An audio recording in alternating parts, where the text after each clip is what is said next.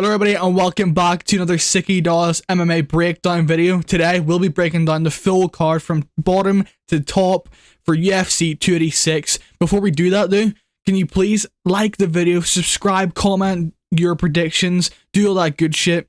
We're 4 subscribers off 300, so if you can subscribe and we can get this 300 before UFC 286, that'll be much appreciated. And I'll also be doing a separate video on Wednesday for the main event of UFC 286, Usman Vs Edwards. Let's get right into it. So first fight of the card, it's an absolute banger. I cannot wait to watch this fight.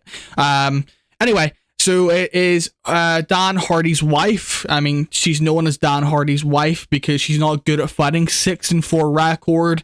You know, that's just a woman MMA record, I guess. But, you know, she's taking on Juliana Miller, who's somewhat okay at fighting. I mean, not really, but you know, a -435 favorite. I mean, you may as well just play the dog at this point because it's women MMA and anything can happen in women's MMA, as we've seen in the past like 2 weeks. Like Valentina Shevchenko getting like RNG submitted, and then what was the other one?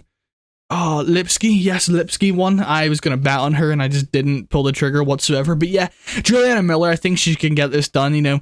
Veronica Hardy doesn't have the best grappling, doesn't have the best takedown defense, and I feel like Juliana Miller, who has in fact competed in grappling competitions outside of the UFC, yeah, she's won a few, lost a few, but you know she's quite decent at grappling, as we've seen in her UFC was it second fight. Who did she lose to actually? Yeah, I don't know. Anyway, yeah, Brogan. I remember that fight. Yeah, I think I'm bound. Yeah, I did bet Juliana Miller. She like dominated her on the ground and got a TKO finish. But yeah, I did not do much research into this fight, as you can probably tell, because I did not give up. Anyway, Juliana Miller by, I don't know, submission. 3rd round, I guess. Also, Veronica Hardy hasn't fought in like 4 years or some shit, so I highly doubt she's you know, in the game fill in, and I don't see this being going down well for her. Damn, Dan Hardy's actually kind of a baller, you know, 27, he's like 40. I'm gonna respect it, bro. Well, fair play. My guy's got some riz. Let's go.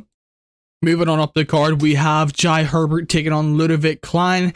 I'm gonna have to go with Ludovic Klein in this matchup. I just don't like the chin of Jai Herbert whatsoever, and you know his last few performances. I mean, against like you know, how can I forget Ilia Topuria? Jesus, you know he looked quite good, and then his last performance against.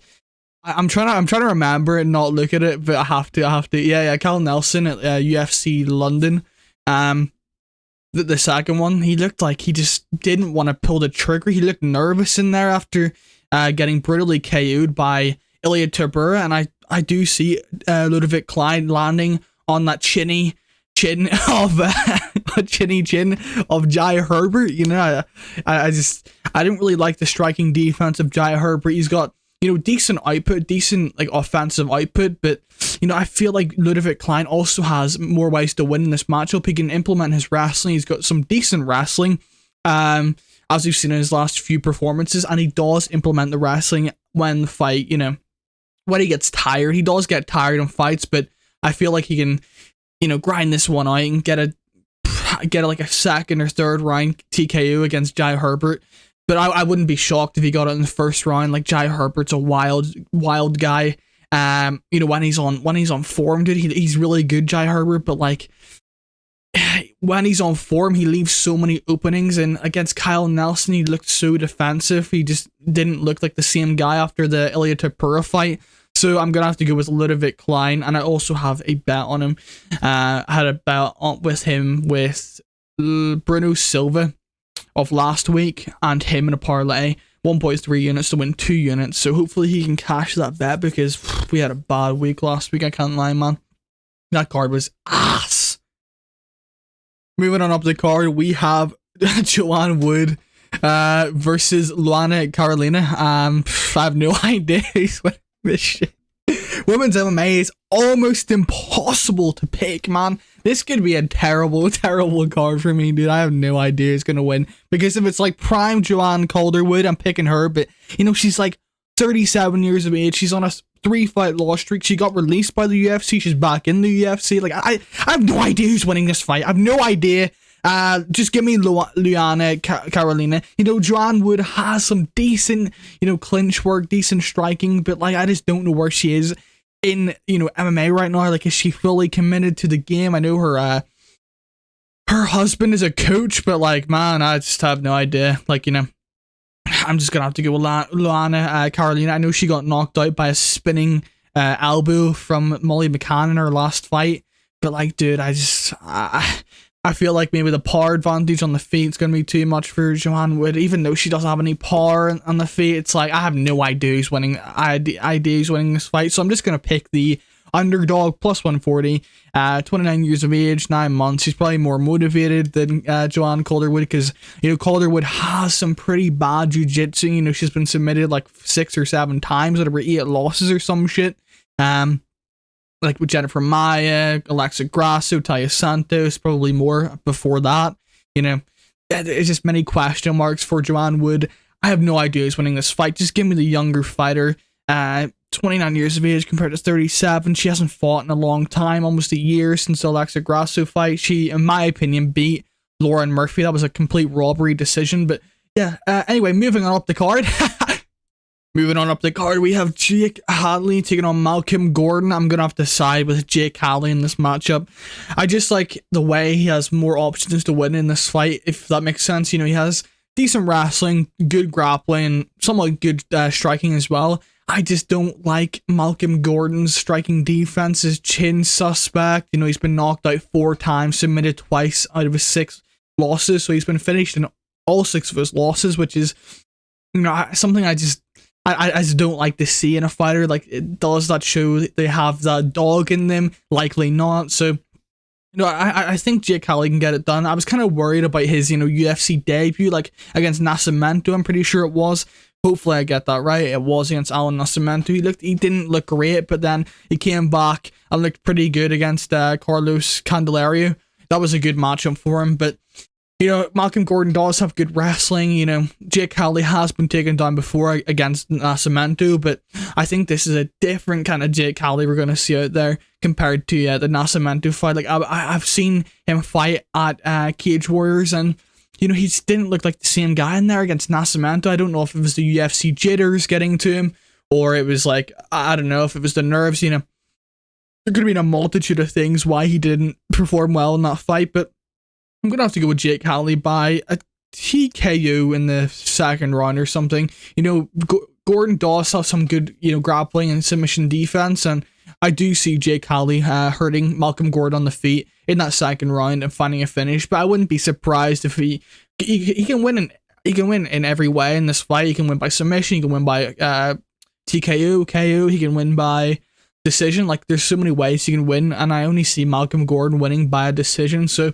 give me the guy with more options. Minus 335. It's kind of a steep price tag, but I'm not going to be playing that. I'm trying to lay off those like risky parlay pieces that, you know, the price of the lines are just not there for me whatsoever. But yeah, give me Jake Hadley by 2nd round TKO.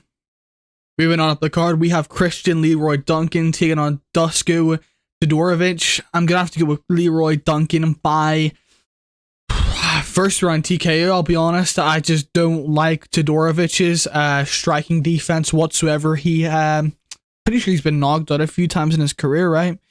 Yeah, KO, and he almost got KO'd by Jordan Wright, and that was 4 months ago. So is his chin gonna be fully, you know, healed up from that war? I mean, that was a crazy fight, dude. Like, holy shit, dude. He almost got KO'd by Jordan Wright, bro. I have to go with Christian Leroy Duncan, dude. I have to. He's got good power in his hands, good stand-up. Dusko Todorovic does has a path to the victory to get it to the ground, but he has sloppy wrestling, and it's like grappling is like okay. I just don't like Dusko Todorovic's striking defense, his chin, and you know, I do like the striking offense of Christian Leroy Duncan. He's fought some decent guys on the regional scene. I'm pretty sure he's 17-6 as an amateur. So, you know, he's got some good, really good experience. And, you know, it's good to see a fighter who has, you know, that many amateur fights. Let's actually take a look at his record.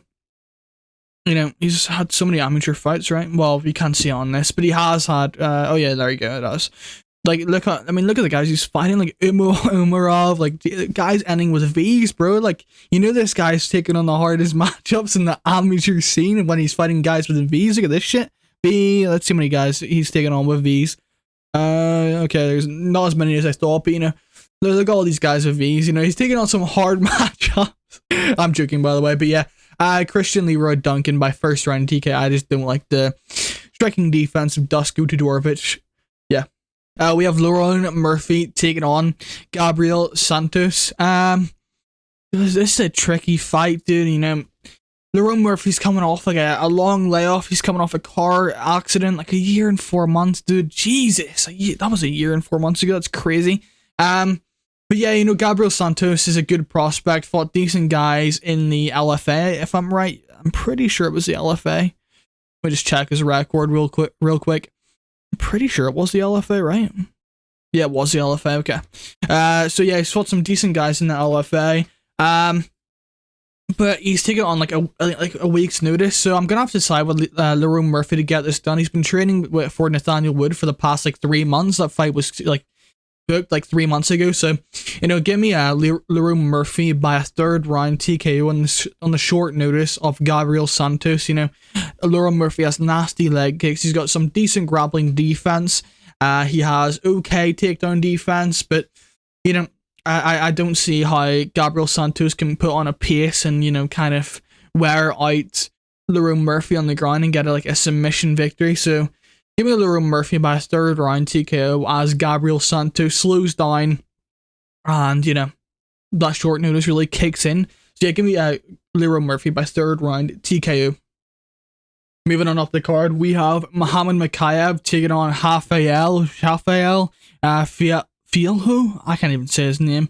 But yeah, Filho has like some decent grappling, some decent takedown defense, good striking. He'll not want to, you know, go to the ground. Obviously, he'll try and keep this on the feet as long as possible. But, you know, I do see Muhammad Mokaev eventually getting those takedowns as the fight goes on. Maybe the first round's a struggle. You know, Filho's takedown defense is good.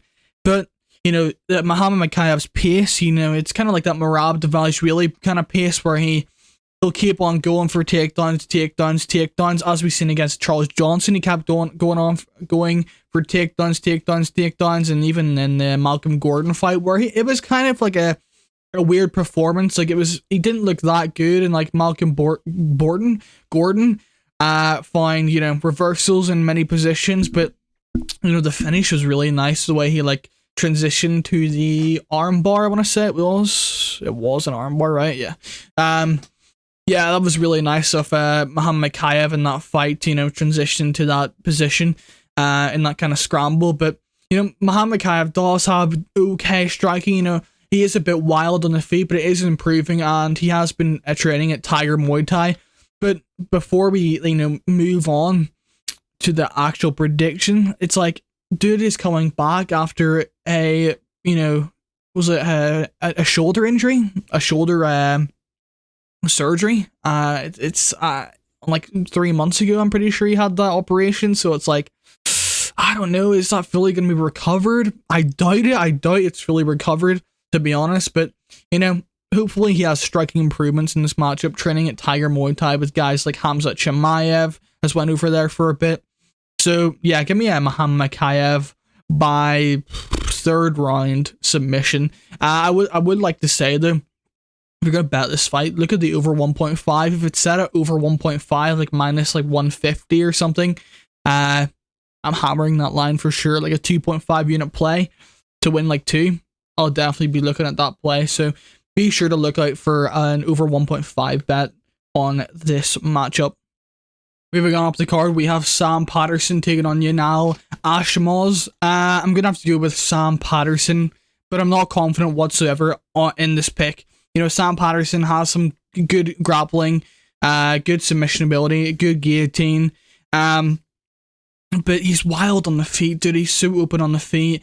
You know, Yanal Ashmoz is not the most, you know, let's say, dangerous guy on the feet whatsoever, but I just don't like the line minus 280. I just don't like the line whatsoever. You know, this line should not be minus 280 in my opinion. I'm gonna have to go with a more dangerous guy though in Sam Patterson. You know, look at Ashmoz's record. He hasn't fought, look at this, 5 years to like 1 year. So he took like a 4-year break, 3-year break. So, you know, it's kind of like, I don't know.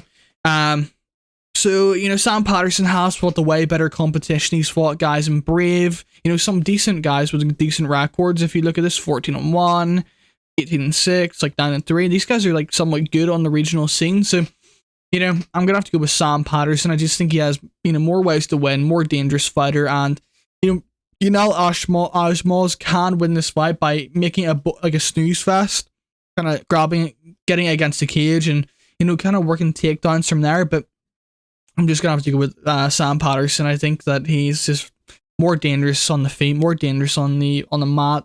So yeah, give me Sam Patterson by submission in the second round. For our next fight, we have Chris Duncan taking on Usman Morales. I have a bet on Usman Morales. You know, I just, you know, I like Chris Duncan. I think he's like a cool dude and stuff, and I like his fighting style. He's got that dog in him, like as we've seen against that last fight against Charlie Campbell. That shit was crazy, bro. He like got knocked down twice, was stumbling all over the place. Charlie Campbell like rushes him and just gets KO'd. Dude, that shit was crazy. Fucking that shit was such a cool ass fight, dude. I was watching him with a bunch of friends, but no one cares. You know, Chris Duncan's very open on the feet. He's very counterable, very hittable. He does have some decent wrestling, which could, you know, be a path to victory for him against Usman Morales. He's a good kickboxer. He's got decent counters, good kicks. You know, he did get knocked down in his last fight against Uros Medic, but you know, Uros Medic looked really good in that fight. He looked really improved. I'm pretty sure Uros Medic moved training camps, and you know, it showed in that matchup. So I don't really take much from that fight. Maybe the age is catching up to him at 37, and maybe he's like losing that durability, but I don't like Chris Duncan's lack of head movement, lack of you know, striking defense. It's really bad actually, and I'm gonna have to go with Usman Morales. I think he's a more dangerous striker.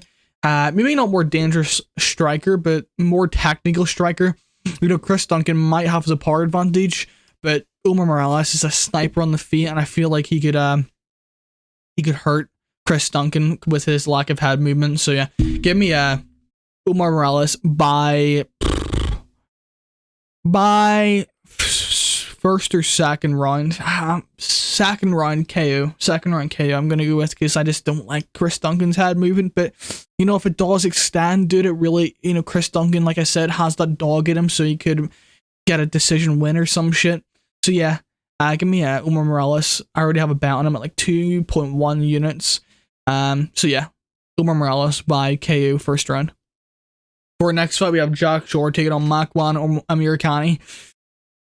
You know, this is a risky one, dude. This is a risky one. We saw Jack Shore kind of not really get exposed. Yeah, he got exposed, let's be honest. You know, he didn't look that good in his last fight against Ricky Simone, but Ricky Simone is looking like a monster right now. You know, Ricky Simone's on a bit of a tear, looking really improved himself. So, you know, it's kind of like a loss that he can learn from. But yeah, Jack Shore, I think he's going to be able to keep this on the feet. Makwan Amirkhani, you know, he's kind of a first round or bust fighter. You know, he's got really good submissions. Like, I'm pretty sure he's like multiple anacondas or something. Let me check this record. Pretty sure he has so many anaconda chokes. Anaconda. Is there not more? There is anaconda. There should be more up here. Anaconda. Yeah, he has like, he has loads of anaconda chokes. I thought that, I was like tripping for a second, but yeah, you know, Makwan Amirkhani against JSP in his last fight, Jonathan Pierce. You know, he looked good early on. I put a bet on Makwan Amirkhani because I thought Jonathan Pierce was going to put himself in weird situations on the ground, which he did, and he almost got finished, I'm pretty sure, in that first round. So, you know, that wasn't a terrible play. I'm pretty sure Makwan Amirkhani was plus 250 against Jonathan Pierce in that fight. But, you know, Makwan Amirkhani, this is first rounder bust against Jack Shore in this fight for sure. And I think Jack Shore is going to be able to, you know, survive the onslaught of Makwan Amirkhani early and get a third round TKO. I wouldn't be surprised if it went to decision, but, you know, I think Makwan Amirkhani is very finishable. Even a guy like Jack Shore, who doesn't really finish many people, can finish Makwan Amirkhani in that third round. So yeah, give me a Jack Shore by third round. TKO, but I wouldn't be surprised if he got a submission, if he like knocked him down and then like submitted him or something, because Makwan Amirkhani is known to quit. So yeah, give me a Jack the Tank Shore by third round TKO. Moving on up the card, we have Marvin Vettori taking on Roman Dolidze. Very, very interesting matchup. I'm looking forward to this. You know, Marvin Vettori last fight, dude, he just got like classed so badly by Robert Whittaker at like 5 or 6 units on Robert Whittaker at -220.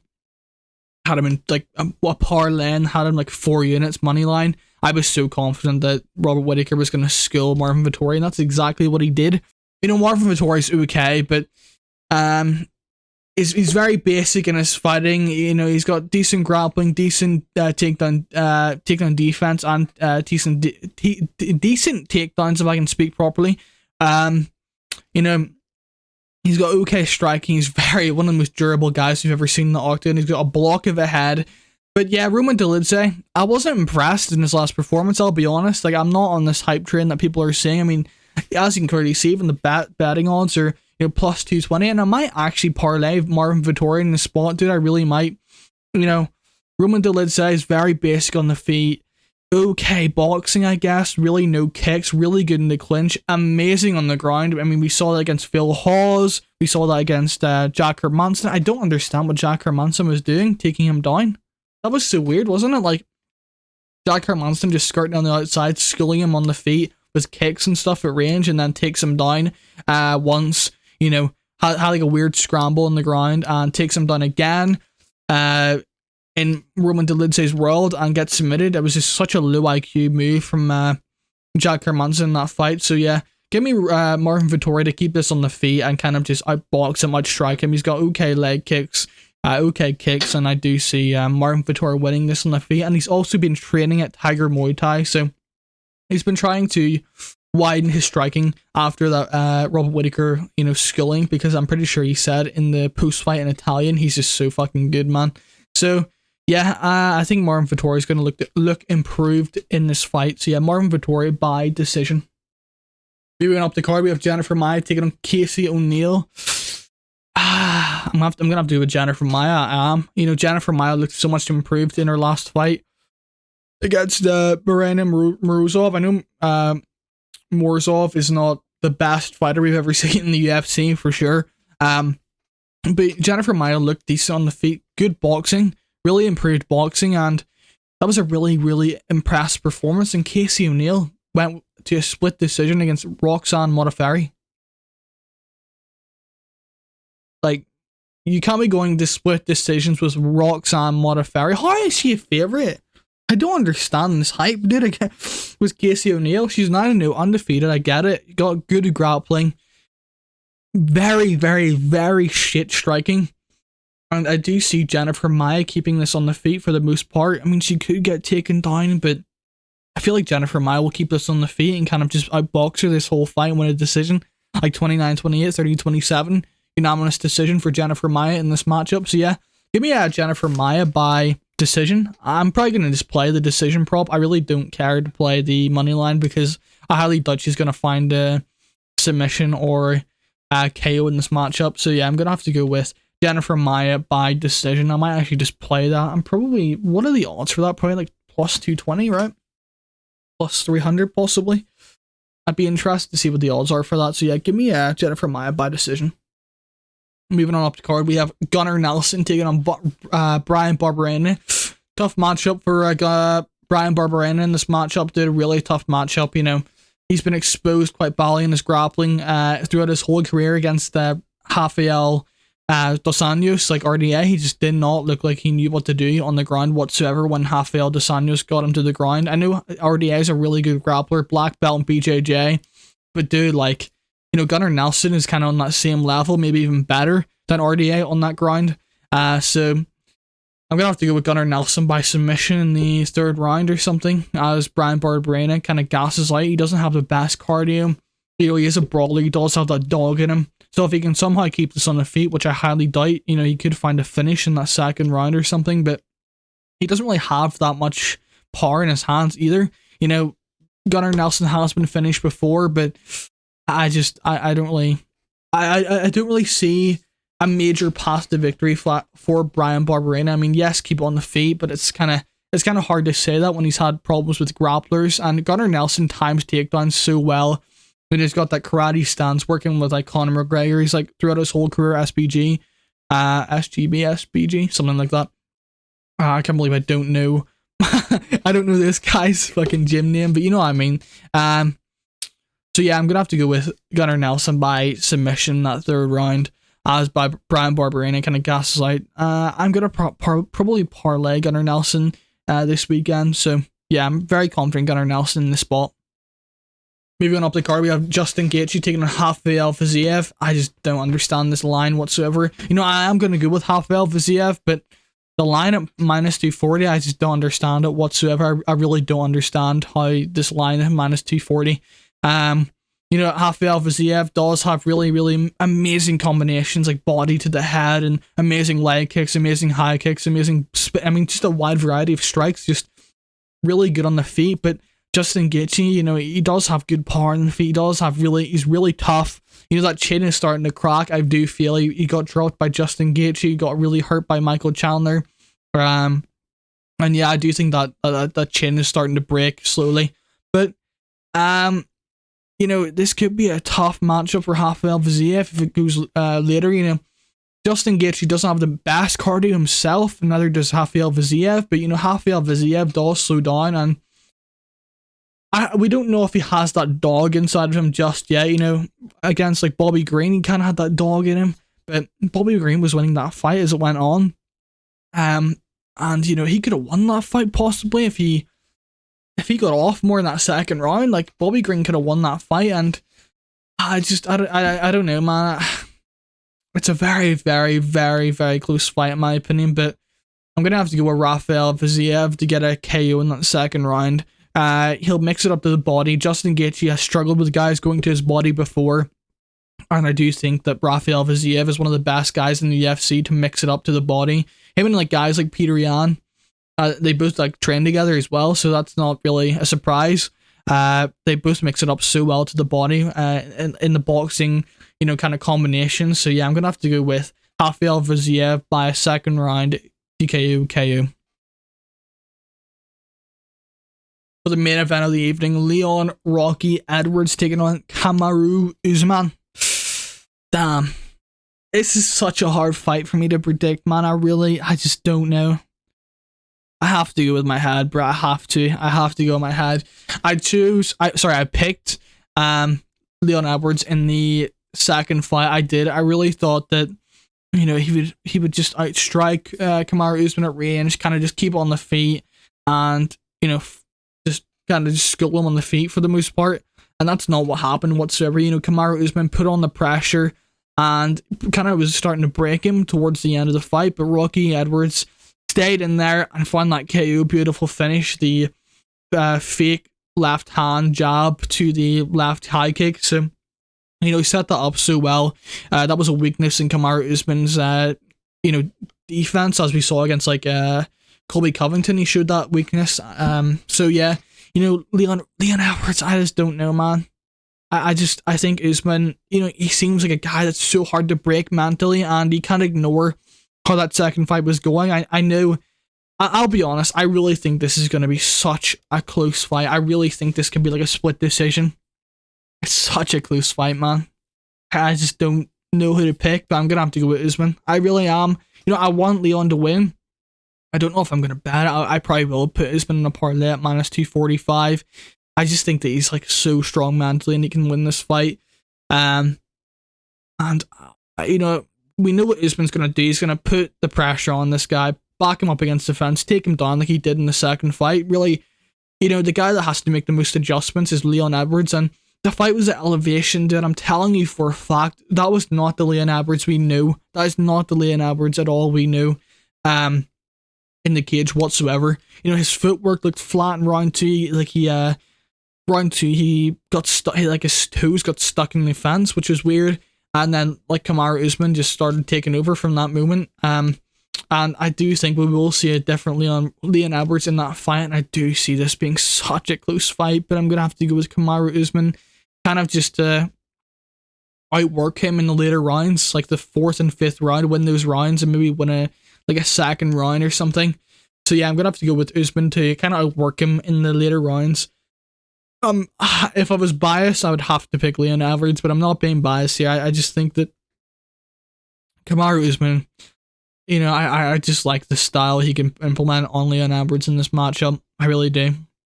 35 years of age, so almost turning 36 after a brutal knockout.